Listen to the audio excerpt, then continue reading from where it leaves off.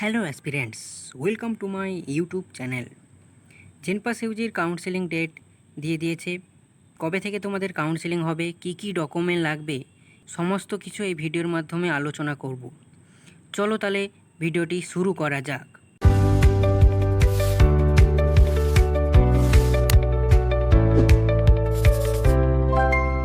Aspirants, আমরা চলে এসেছি জেনপাস ইউজির অফিসিয়াল ওয়েবসাইটে।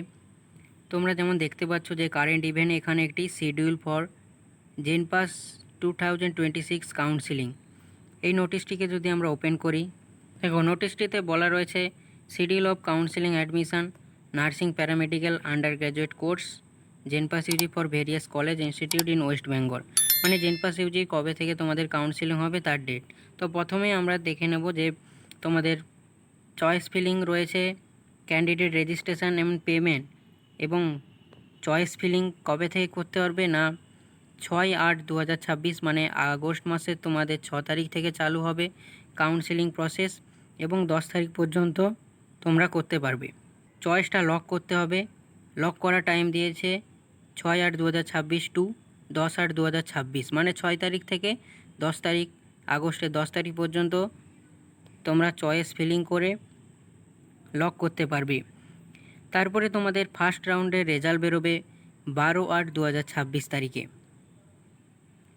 এবং যারা অ্যালটমেন্ট পাবে ফার্স্ট রাউন্ডে তাদের ফিস পেমেন্ট তোমরা করতে পারবে 12/8/2026 থেকে 16/8/2026 মধ্যে।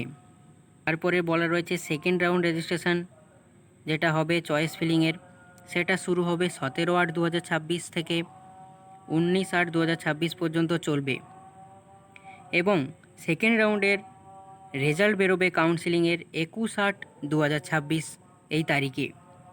এবং যারা সেকেন্ড রাউন্ডে কলেজ অ্যালট হবে, যারা কলেজ পেয়ে যাবে, তাদের ফিস পেমেন্ট করতে হবে 21/8/2026 থেকে 23/8/2026 মধ্যে। আচ্ছা, তারপরে থার্ড রাউন্ড কাউন্সেলিং যারা করবে তাদের ডেট হচ্ছে যে 24/8/2026 থেকে 25/8/2026 মধ্যে, এবং থার্ড রাউন্ড কাউন্সেলিংয়ের রেজাল্ট বেরোবে 27/8/2026 এই তারিখে। এবং থার্ড রাউন্ডের যারা অ্যালটমেন্ট পাবে কলেজ তাদের ফিস পেমেন্ট করতে পারবে 27/8/2026 থেকে 30/8/2026 এই তারিখের মধ্যে। এবং এখানে তোমাদের এনবিতে যেটা বলা রয়েছে নোট, সেটা বলা রয়েছে the above schedule may be change altered under any unavoidable circumstances, অর্থাৎ উপরের যে ডেটগুলি পরবর্তী দিনে চেঞ্জ হতেও পারে এরকম বলা রয়েছে। ঠিক আছে, e counselling notification will be publish shortly, please follow board website. অর্থাৎ তোমাদের কাউন্সিলিং যে প্রসেসটা চালু হবে সেটি কখন থেকে চালু হচ্ছে সেটার জন্য তোমাদের ওয়েবসাইটে ফলো করতে বলা রয়েছে। তোমাদের যদি কোনো কাউন্সিলিং বিষয়ে এই নোটিশটি সম্পর্কে যদি আরও কিছু জানার থাকে তো তোমরা অবশ্যই কমেন্ট করে আমাকে জানিও, আমি কমেন্টের রিপ্লাই দেওয়ার চেষ্টা করব। এরপরে আমরা দেখে নেব তোমাদের কাউন্সিলিংয়ে কোন কোন ডকুমেন্ট লাগবে। অ্যাসপিরেন্টস, আমরা চলে এসেছি একটি নতুন স্লাইডে। দেখো তোমাদের কাউন্সিলিংয়ের জন্য কোন কোন ডকুমেন্ট লাগবে সেগুলি আমি একটি লিস্ট করে দিয়েছি, তোমরা পরপর এটি দেখে এইগুলো তৈরি করার চেষ্টা করো। দেখো তোমাদের প্রথমে রাখবে তোমাদের যে র্যাঙ্ক কার্ড তোমরা পেয়েছো এই র্যাঙ্ক কার্ডটি, ঠিক আছে। এরপরে তোমাদের যে ডকুমেন্টটি লাগবে ক্লাস 10-এর অ্যাডমিট কার্ড, এবং এরপরে তোমাদের লাগবে এইচএসের মার্কশিট, তারপরে লাগবে তোমাদের domicile certificate A1 A2 and B। এই ডোমিসাইল সার্টিফিকেটটি তোমরা ডব্লিউবিজেইর অফিসিয়াল ওয়েবসাইটে অর্থাৎ জেনপাসের যে অফিসিয়াল ওয়েবসাইট আছে ওখান থেকে পেয়ে যাবে।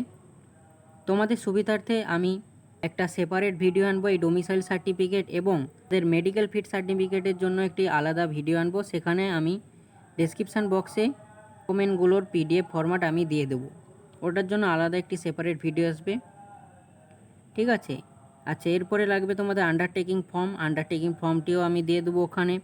তারপরে যেটি সিট অ্যালটমেন্ট লেটার, মানে কাউন্সিলিং করে যেই সিটটা তোমরা পাবে যেই কলেজে সেই সিট অ্যালটমেন্ট লেটার লাগবে, এবং তারপরে লাগবে তোমাদের অ্যালোকেশান আইডি, যে আইডিটা তোমাদের অ্যালোকেট হবে কলেজের, এবং তারপরে লাগবে medical fitness certificate, medical fitness certificate এবং সব শেষে লাগবে পাসপোর্ট সাইজ ফটো। আচ্ছা, এই যে তোমরা সমস্ত কিছু দেখলে, এই ডকুমেন্টগুলো সমস্ত ক্যান্ডিডেটের জন্যই খুব জরুরি।